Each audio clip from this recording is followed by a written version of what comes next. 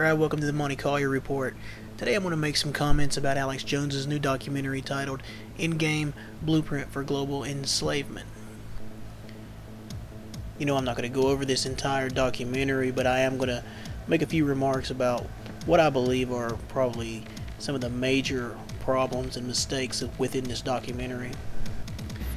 Despite this documentary being over 2 hours long, and despite the fact that this documentary deals specifically, in many cases, with the rise of the European Union, Alex Jone fails to mention the Vatican, the Pope, or the tyranny that is produced by Roman Catholicism. He fails to mention the fact that Roman Catholicism is the official religion of the European Union. Now consider what that means for the European Union to make the claim that Roman Catholicism is their official religion. It means that the Pope of Rome is head not only of their faith, but of their political and economic thought as well. It means that the Pope of Rome is ultimately the ruler of the European Union, just like in the Dark Ages. So let's just consider for a second what it was like to live in Europe before the Reformation, during the Dark Ages, when the Pope of Rome was over everything and Roman Catholicism was the official religion, just like it is now in the European Union. Let's just consider what that was like.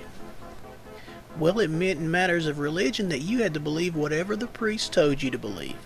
You didn't have a right to read the Bible, nor interpret it for yourself. You were the spiritual slave and the intellectual slave of whatever priest you confessed to. In matters of economics, it meant that you lived in a feudalistic society. You didn't have a right to practice free trade. You were a slave to the land. You were subject to whatever person owned the land and owned you as a result. In matters of politics, it meant that you didn't have a Bill of Rights. You were living in a fascist society where authority comes from the top down. There's no representative government. The king is head over the state, and he tells his little toadies what to do, and his little toadies come and tell you what to do, and if you don't do it, well, then you don't live very long. Now let's not forget the Roman Catholic police state that was set up all across Europe during the Dark Ages. You would think that Alex Jone would love to point back in the history to this wonderful example of a police state, one of the most thorough police states to ever exist. Their eyes and their ears were all through Europe, through priests, through friars, confessionals. You said the wrong thing, you disappeared. You wound up being tortured to death in front of a bunch of priests, and when you confessed, if you confessed, then you died. Now that's a police state, and it was an efficient one. They don't even know how many people were murdered during the Inquisition. And still, people stood up bravely and spoke the truth. Martin Luther, another person you will rarely hear Alex Jone ever mention, stood up against the Roman Catholic tyranny, and he taught the Protestant faith. You'll never hear about John Wycliffe or John Huss from individuals like Alex Jone, because these are Protestants who believe that the Bible alone is the Word of God. They're not trying to not offend their Catholic friends, even though these men were Catholic themselves until they woke up and saw the truth. Man, you want to talk about the evils of torture? Nobody did torture like the Roman Catholic Holy Inquisition. The Spanish Inquisition run by Torquemada, the Dominican. Come on, people. The Catholic Church practically invented waterboarding and a plethora of other tortures to go along with it. You want to talk about thought control? You want to talk about panoptic mechanisms? You want to talk about Big Brother watching? Man, you consider the Catholic priests, whom in their religion they call their father. Consider the fact that they go to the confessional and they are taught that they must divulge their deepest, darkest secrets. They must tell the priest whatever he asks of them, or they'll go to hell. Now that is a panoptic mechanism for control. That is a source of power to dominate a group of people, to get what you want from them and to control them. That's the Roman Catholic confessional, and they didn't have high-tech equipment. They didn't have all this modern surveillance equipment, and they still dominated the people. That's how dangerous the Roman Catholic Church is. You know, in the documentary, Alex Jones keeps talking about Henry Kissinger. He keeps popping up all over the documentary. Oh, there's Henry Kissinger here. Oh, there he is right there. Man, Henry Kissinger works for the Vatican. He even had it on his InfoWars website. You would think that that might come up, but nope. It's not going to come up. None of this information is going to come up because he's protecting Roman Catholicism. He's a shield for the Roman Catholic Church.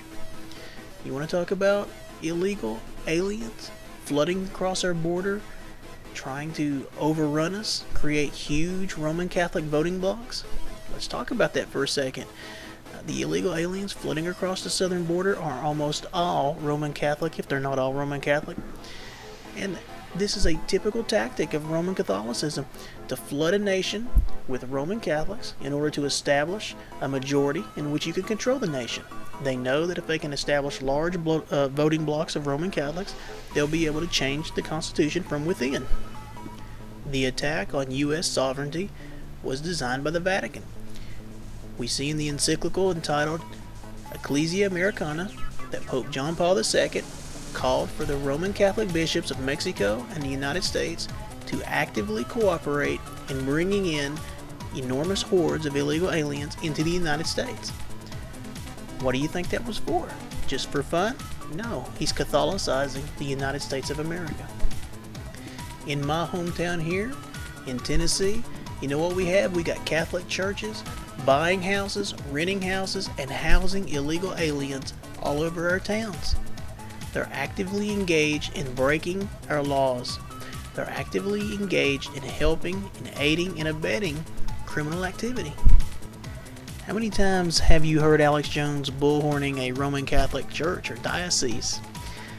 There's just not that many clips of Alex Jones on the internet standing outside a Catholic church saying, "We're tired of you all bringing in illegal aliens, destroying the sovereignty of the United States of America. We're tired of you all helping these illegal aliens get home loans and welfare and food stamps and destroying our hospitals by financially bankrupting them. We're tired of this, and we're not going to take it anymore. You Catholic priests need to be in jail. You're criminals. You're scum. You're trash." No, we ought to hear rants like that all the time, but no. You're never going to hear any objection to the Roman Catholic Church or their policy of bringing in illegal aliens into this country because he's covering for the Roman Catholic Church. You know, it wasn't long ago that you heard Alex Jones going on about how the government was trying to get ministers to help in the pacification of civilians and to help take their guns away in times of crisis. Well, the big student of history that Alex Jones is, you'd think that he would remember World War II in Japan. During World War II, the Japanese Imperial Army sent Roman Catholic priests to the Indonesian islands after they conquered them to pacify the insurgency there. There's a historical example of a fascist country, Japan, in World War II, using Roman Catholic priests to pacify insurgents in the Indonesian islands. Now, you would think that maybe Alex Jones would like to mention something like that. Maybe he doesn't know about it. I don't know too many people that know about that. But you can certainly find that information. The Catholic Church in Japan boasts about this openly even to this day. You can read all about it on the webpage titled the Catholic Bishops' Conference of Japan. I'll go ahead and put the website up for you in case you want to check my sources. That's just one small example. You know, I don't want to spend more than one segment really on Alex Jones' documentary here. I think there's a lot more important issues to talk about, like justification by faith alone. But he did bring up this idea that the elite can somehow come to a point where they could live forever, where they could possibly evolve to some type of qualitatively different humanoid species, which is far superior than the rest of us. And he brings all this up, but he never mentions the fact that the Bible clearly states that none of that stuff can ever happen, that nobody is going to live forever in this world. He never states that Christ is coming and he will judge the quick and the dead, and no one will escape, rich or poor. And next segment, we're going to talk about that. We're going to explain what Calvinism says about that.